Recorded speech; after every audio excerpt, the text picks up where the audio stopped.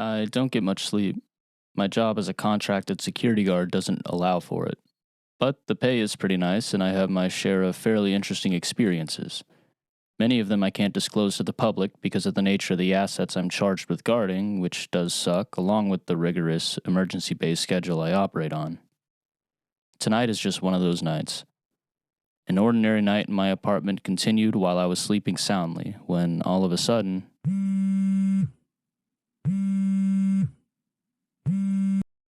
Hey, Tony. Hey, sir. What's going on? We got a job for you, tonight. Meet us at base by 0100. Got it. I'll see you soon. I rolled out of bed and got dressed in my standard black uniform. Nowadays it's nice because I could take a bit more time as the base is only about a 10-minute drive away. I made some scrambled eggs and brewed a bit of coffee before I drove down to Fort Carson. I parked my car close to my assigned hangar and got out to meet my supervisor, who was standing by the entrance. Hey, how are you? Oh, living the dream, I tell him as I shut my car door behind me. I walk with him over to my armory locker to retrieve my vest and put away my personal cell phone. For security reasons, they don't allow personal recording and location devices on job sites. So what do we got tonight? I ask him. Over in the mountains, something was found. You'll get more details once you get there. Doubtful, I thought to myself. They never really tell us much about the assets we're dispatched to unless it's necessary to know for its protection. Otherwise, they keep the details hush-hush. An Army investigations unit is set to arrive to relieve you at approximately 0900, he continued. So it'll be a pretty short night for you. Great, I replied as the armor handed me my weapons, an M4 carbine rifle complete with my M9 Beretta as a sidearm. Outside of the hangar, a helicopter awaited to fly me out to the site's location. I walked over with my bag and equipment and greeted the pilot before hopping inside. Within 5 minutes, we were in the air. As we traversed the night sky over a few cities en route, I gazed out the window, taking in the very scenic view, the glow of the hustle and bustle of the city nightlife painting the dark sky above us. After about 30 minutes, we descended into the dark region onto the side of a mountain, being guided by the flashlight of an agent below us. I hop out, grab my gear, and make my way towards a big camouflage-colored tent illuminated by a few small surrounding lights. An agent comes out of the tent and greets me. Hey there, how late you here till? Apparently until around 0900, I reply. Ah, shorter shift, nice, he says. Then we get down to business. So this is what was discovered, he says as he unzips the tent from the bottom and allows us to walk in. Immediately, I'm in awe of what lay before me. A thick puddle of what looks like blue glowing gel is sitting there in the corner, taking up a diameter of what must be about 10 feet. In all my 10 years of doing this job, protecting various diplomats or military equipment, I've never seen anything like this before. That was just found here? I ask. Yeah, the agent responds, eyes still glued to the material. Our team was sent here about 2 hours ago to set up the tent and cordon it off. I was very tempted to ask what it was, but reminded myself that it was fruitless to do so. Again, they never tell us any details. All right, safety protocol, he goes on as he reads from a clipboard in his hands. Just stay at least 4 feet away from it, and if any stragglers come by and ask about what's going on, give them my briefing cleared for the public, I say, cutting him off. Man acts like it's my first time. Good man, he says with a smile. The agents pack up their belongings and funnel into the helicopter before taking off, leaving me in the dark. I sit for a moment outside of the tent on a broken tree trunk, gazing up at the stars. What's great about being isolated away from the city is that there isn't any light pollution, unmasking the beauty of the naked night sky that I so rarely see anymore.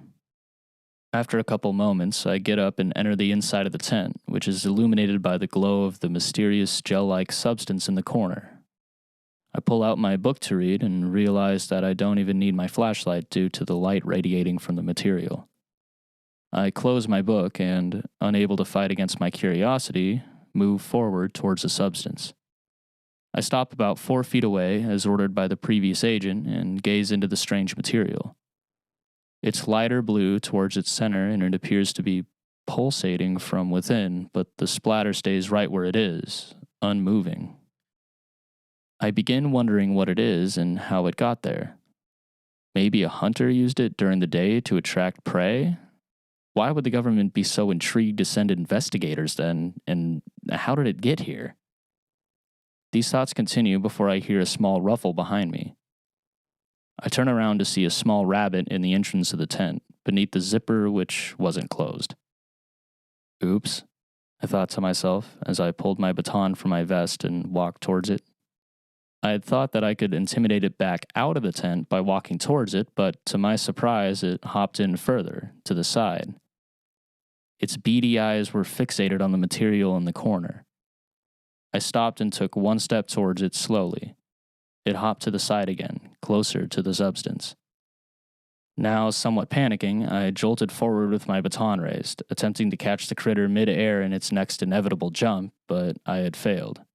It leaped forward and dodged my baton before making 4 more subtle hops and landing on the outer edge of the material, causing a small splash.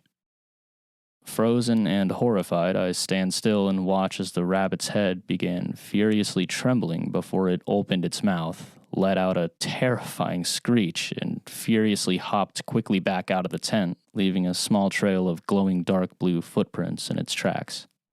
Shit, I thought out loud. I'm going to need to radio this in. They're going to find out anyway when the relief team gets here. Best to keep the conversation off the radio. Maybe I can keep the details between myself and the operator. I go over and finish closing the tent, properly at this time. Then I pull out my radio from my belt pouch. Control, this is Avion 9. What's your landline? Over. Avion 9, this is Control. You can contact our landline at 7427. Over. I grab my government-issued cell phone and dial the number. The phone rings once before I hear from the other end. This is Control? Hey, Control, it's Avion 9, I say. I go on to explain what happened, leaving out no details. Gotcha. So the material is now in a trail throughout the tent. Yeah, a single line of rabbit prints to the entrance. Okay. Any outside? I hadn't thought to check. I peer outside the entrance and find, with a breath of relief, that there wasn't any. Nope, we're good on the outside, I say with some satisfaction. I could hear the operator, obviously relieved as well, let out a sigh. Okay. I'll go ahead and write down that somehow a rabbit got in. I'll leave out the little zipper detail, and they'll probably chalk it up to faulty tent equipment. Thank you, I say. For Christ's sake, though, be more careful. Any more of these mistakes, and it could be both our asses. Got it, I reply. I hang up the phone. They'll want to know more, I thought. They won't be satisfied with only the control operator's explanation. They'll need details from what I witnessed. I'll just explain that I was outside the tent while it was zipped up and heard movement inside. I went in and a rabbit was there sitting in the material. I then shoot it out of the tent through the entrance. It somehow burrowed in underneath the tent in the corner. That sounds good. Still feeling a little anxious about the situation, I walk outside, this time carefully zipping the tent behind me, ensuring that it's closed. I light up a cigarette and notice, through the moonlight's glow, a dead rabbit attached to a log a few feet from the entrance. I walk up to check it out. The rabbit from earlier lays lifelessly, its eyes bulging largely and its jaw agape in a deformed manner, teeth clutching the log. It tried chewing through it. I mark this as yet another thing I haven't ever happened upon in the job. I extinguish my cigarette and grab a few gloves from my bag inside the tent. I exit the tent, once again closing it completely behind me, and walk over to the outside corner close to where the substance lies inside. Alright, I just need to make a very small hole to the other side to make the story believable, I think, as I put on the gloves. I then start digging underneath the side plate of the tent. I go about 6 inches down, and then forward, and then back up.